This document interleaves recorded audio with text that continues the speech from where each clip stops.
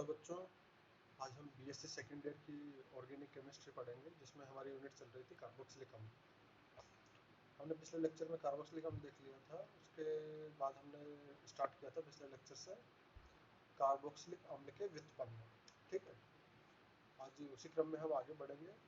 हमने last lecture में एक दो व्युत्पन्न देखे थे। चलो उसके आगे शुरू करते हैं हम। एसिटिक एस्टर, ठीक है, सूत्र क्या होता है CH3COO C2H5। देखो प्रतिस्थापी क्या है यहाँ पर C2H5। बनाने की विधियां देखते हैं। एल्कोहल की अभिक्रिया किससे करवाएंगे? एसिटिल क्लोराइड से।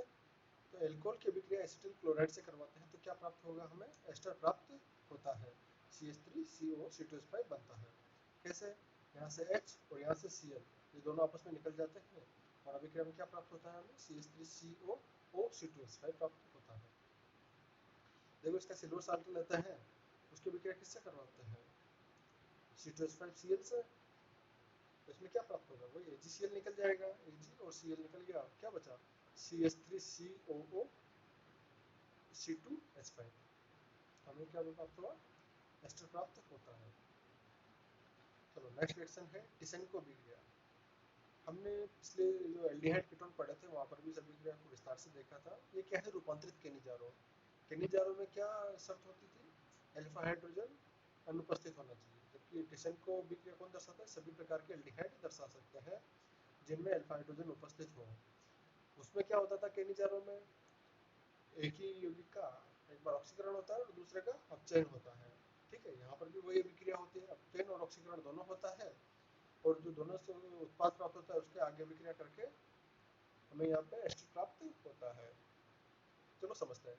एल्डिहाइड लेते हैं, एल्डिहाइड के कैटलिस्ट की अभिक्रिया उपस्थिति में इसकी रिएक्शन करवाते हैं। कैटलिस्ट क्या होता है? C2H5O aluminium. तो हमें क्या प्राप्त होता है? यहाँ पर एस्टर प्राप्त होता है। आगे समझते हैं। कीटीन, कीटीन की अभिक्रिया किससे करवाते हैं? एल्कोहल से। तो यहाँ पे क्या होगा? H कहाँ पे चला जाएगा? CH2 पर। तो CH2C double bond O C2H5।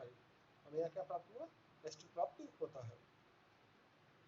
Ethene की अभिक्रिया एसिटिक एसिड से करवाते हैं तब भी हमें एस्टर प्राप्त होता है।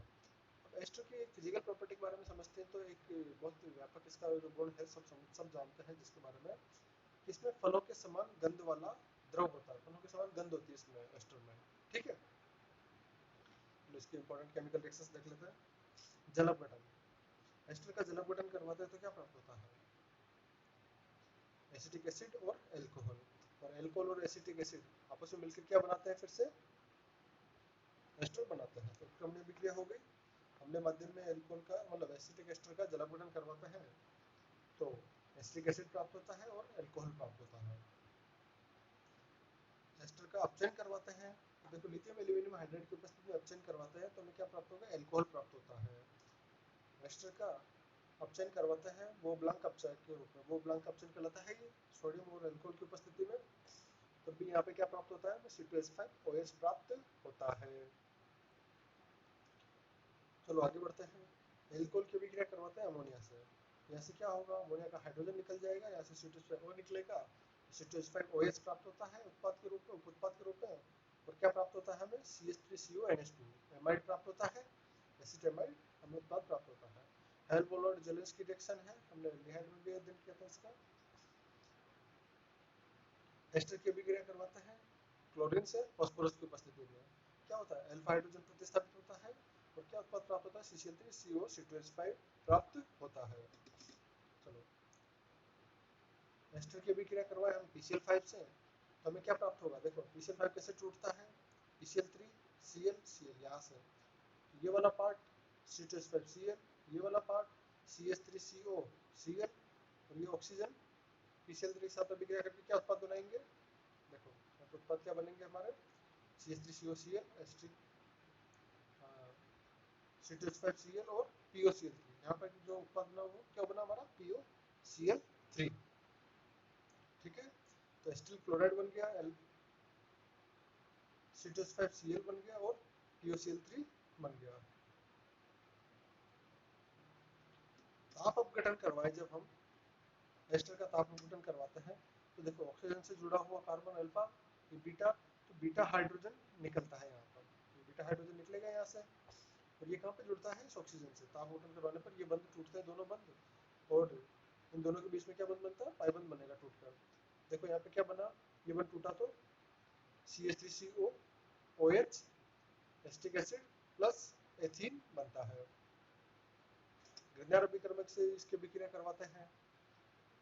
देखो CH3CO OC2H5 एस्टर हुआ, इसके विक्रिया किससे करवाई हमने, CH3MgX से।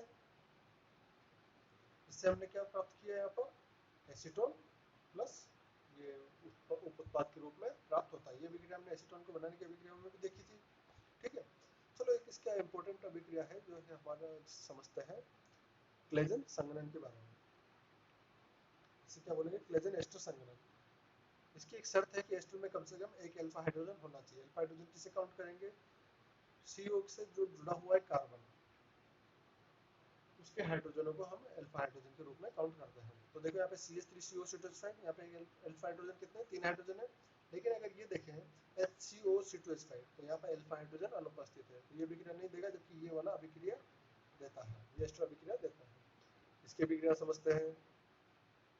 देखो एस्टर के दो मॉलिक्यूल लिए C2H5ONA की उपस्थिति में इसकी अभिक्रिया करवाते हैं, तो हमें क्या प्राप्त होता है, एसिटो एसिटिक एस्टर प्राप्त होता है तथा अल्कोहल उप उत्पाद के रूप में निकल जाता है, ठीक है। इसकी क्रियाविधि समझे। क्रियाविधि समझने पर हम देखते हैं कि एक मॉलिक्यूल हमने यहाँ पे लिया एस्टर का, उसकी अभिक्रिया किससे करवाए, C2H5O- से।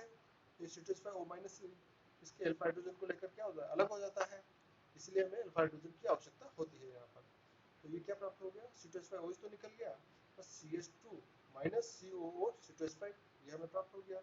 अब देखो दूसरा मॉलिक्यूल लिया हमने एस्टर का, इसकी अभिक्रिया किससे करवा दी, जो हमें यहाँ पर उत्पाद के रूप में प्राप्त हुआ था, इससे अभिक्रिया करवाई हमने। तो ये मॉलिक्यूल कैसे टूटेगा, ऑक्सीजन पर ऋणावेश चला जाएगा, कार्बन पर धनावेश रहेगा। अब ये CH2 पर जो ऋणावेशित चार्ज है वो कहाँ जाएगा, धनावेशित पर, तो यहाँ पर जाएगा।